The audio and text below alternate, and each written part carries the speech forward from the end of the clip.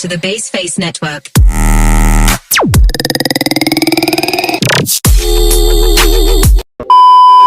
Assalamualaikum warahmatullahi wabarakatuh. Perkenalkan, nama saya Mutma Mulyalam dengan NIM 2205010236. Pada kesempatan kali ini saya akan membahas terkait materi mata kuliah Analisis Pembiayaan Bank Syariah.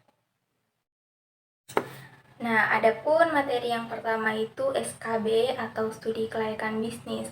Apa itu studi kelayakan bisnis? Studi kelayakan bisnis adalah kegiatan mempelajari secara mendalam tentang usaha atau bisnis yang kita jalankan itu kira-kira layak atau tidaknya usaha itu untuk dijalankan. Dan apakah bisnis yang dijalankan memberikan manfaat finansial maupun non-finansial bagi kita yang melaksanakannya. Nah, adapun tujuan dari studi kelayakan bisnis yang pertama menghindari resiko kerugian. Terus yang kedua memudahkan perencanaan. Kan kalau ada studi kelayakan bisnis, kita itu bisa lihat ternyata step by step usaha yang kita harus jalankan itu seperti ini. Terus apa yang harus kita jalankan, planning-planningnya dan lain sebagainya. Terus yang ketiga itu memudahkan pelaksanaan. Yang keempat memudahkan pengawasan. Terus yang kelima memudahkan pengendalian. Selanjutnya aspek pasar dan pemasaran. Pasar itu tempat bertemunya para penjual dan pembeli untuk melakukan transaksi. Pasar bukan hanya yang terlihat secara fisik, tapi juga seperti Tokopedia, Lazada, Shopee, itu juga bisa dikatakan sebagai pasar. Kenapa bisa dikatakan sebagai pasar? Karena di sana itu dipertemukan permintaan dan penawaran atau pembeli dan penjual. Sedangkan pemasaran itu kegiatan atau aktivitas dalam menyampaikan barang atau jasa kepada para konsumen, di mana kegiatan tersebut dapat memenuhi kebutuhan dan kepuasan konsumen.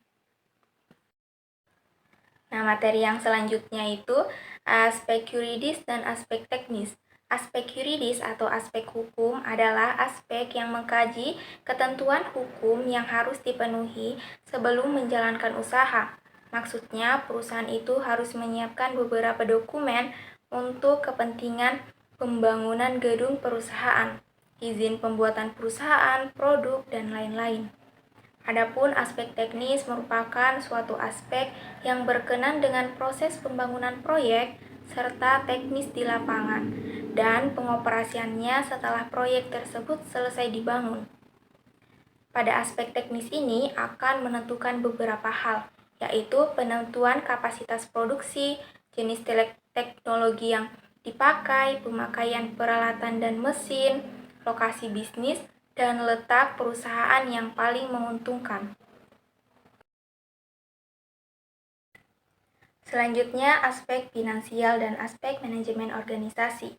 Aspek finansial atau aspek keuangan pada studi kelayakan bisnis digunakan untuk menilai keuangan perusahaan yang meliputi perolehan sumber dana, estimasi pendapatan, dan jenis investasi beserta biaya yang dikeluarkan selama investasi, serta proyeksi laporan keuangan yang terdiri dari laporan laba rugi, neraca, dan arus kas.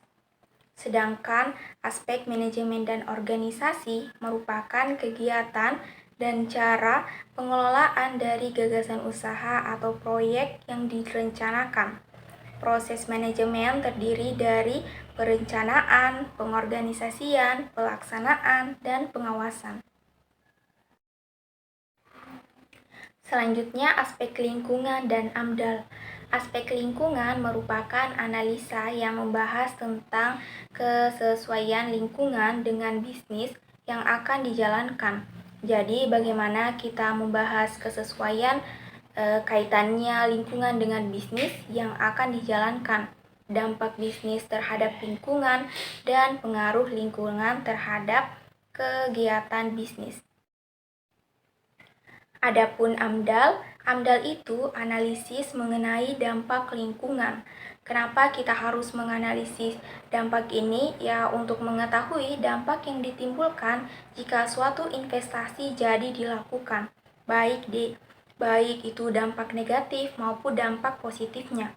Jadi begini, dampak lingkungan itu harus kita analisis, misalnya industri baru masuk di suatu daerah itu harus dilihat dan dianalisis apakah dampak negatif dan dampak positif terhadap investasi atau pembukaan perusahaan baru atau usaha baru di daerah tersebut.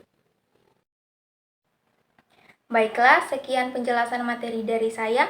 Wabillahi taufiq wal hidayah. Wassalamualaikum warahmatullahi wabarakatuh.